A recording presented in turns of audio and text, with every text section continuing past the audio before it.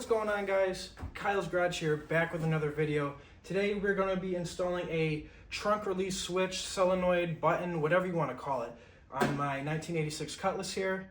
I never done one of these before, so to me it seems pretty straightforward, so we're going to try it and let's see how it goes. Stay tuned. Alright, so before we get started, I just wanted to show you the parts that we're working with. This is a trunk solenoid. This is what they used in the G-bodies that had the trunk button already. I went with this button it's a normal trunk button, I believe, from a like 2010 Malibu or Cobalt, I believe. I forgot the year.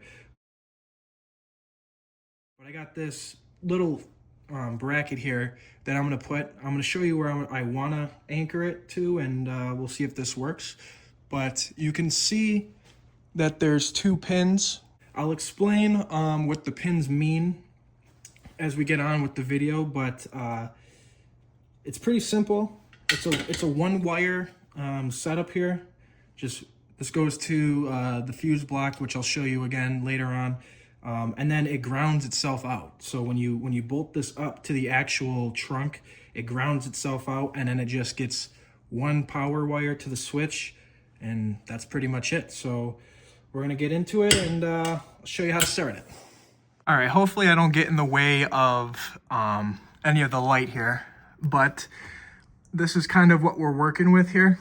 So we have the solenoid here, and you can kind of see how it's gonna go on. It's gonna fit like that. So we are going to have to trim this tab right here.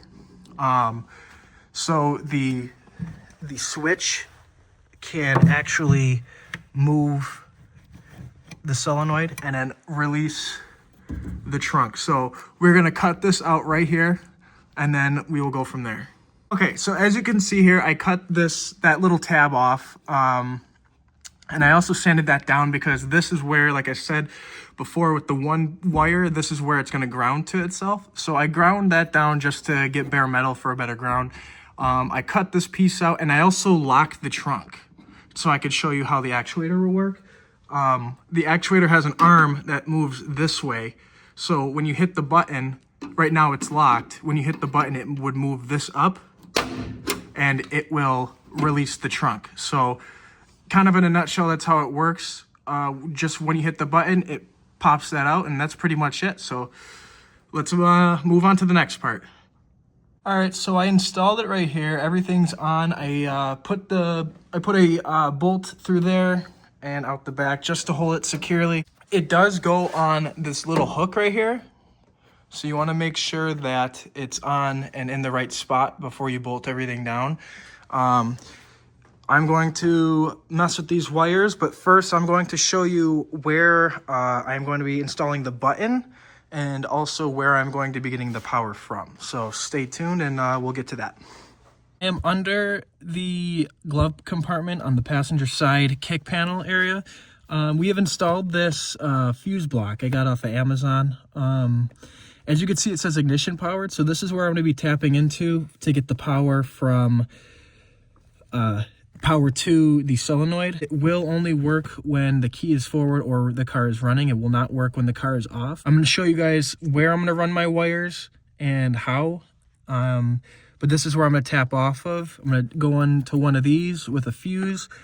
One end of the switch will go to this, and then the other end will go to the actual solenoid, and that should be it. So next I'm going to show you where I'm going to be placing the button, and then we can start running wires. Alrighty, so sorry if it's a little dark here. I only got my one light, but this is my button that I'm going to be using. I got it off at Amazon for like $8, so it wasn't bad. I got these brackets from Home Depot. I don't know if this is going to be permanent. I just wanted to get this installed and see if I like the location of it. I might change it. I wanted to put it in the cigarette lighter, but it's too small. I might need to get an adapter for it to make it bigger. But for right now, I kind of wanted to put it right here. I mean, it's out of the way. You won't kick it. You won't accidentally hit it while you're driving. So we'll start right there, and then we will run the wires, and we'll do that next. So Stay tuned. All right, I just wanted to give you guys a little update here before I go a little too far, but I did run the wire. I connected this whole, this spare wire I had sitting around. I connected it to this, and I feel like the hardest part was getting it through this hole, under here, through this hole. I did mess up right here, but it was a pain, so I don't want to pull it out just to get it over that little loop. I'll figure something out with that. But you get this wire in here, and you want to bring it down. Luckily, there was rust holes right here, so I could pull the wire through. I did use a hanger as like a fish. That helped a lot. So I ran it through here, and you want to make sure, I'm not done tying this yet, but you want to make sure that you have like some slack, like a loop here, because when the trunk opens and closes, it's going to pull on this. So you want to make sure you have a little slack. Running it in there, I ran it through the car. Most people take the seats out, the back seats, but I hate doing that, so I'm gonna try to fit back here real quick. I took like I said, I took the hanger here and I fished it through the one hole that I found, and it went right where that blue wire is. Hold on, I'm sorry, very cramped. There's a blue wire back there. I fished it through here, so all I have to do now is I'm gonna have to take this wire and tuck it under the body panels. I'm gonna take the plates off and run it under the carpet, and then I will run it under there, and then I will place the switch and tie that up, and then we can move from that wire here to that fuse box. Okay, so we ran the other wire that's going to the fuse block under here, through the radio, and under here. I didn't tie anything down or tuck anything. I put it on to that one right there. As you can see, the brown wire. I'm going to put a fuse in there, either a 10 or 15 amp. I think 10 will be fine. Once I put that in there, I will connect the battery and just test it out and see if it works. And then if it does, we will tie everything up and we'll be all done. So let's see if it works. All right, so we just hooked the battery up, turn the key forward. So now it has full ignition power. We have the button here that we hooked up. Now, in theory, if we hit this, it should open the trunk. So here we go. All right, guys, so I have everything hooked back up here. I tucked everything away. And then I got the wires put away over here.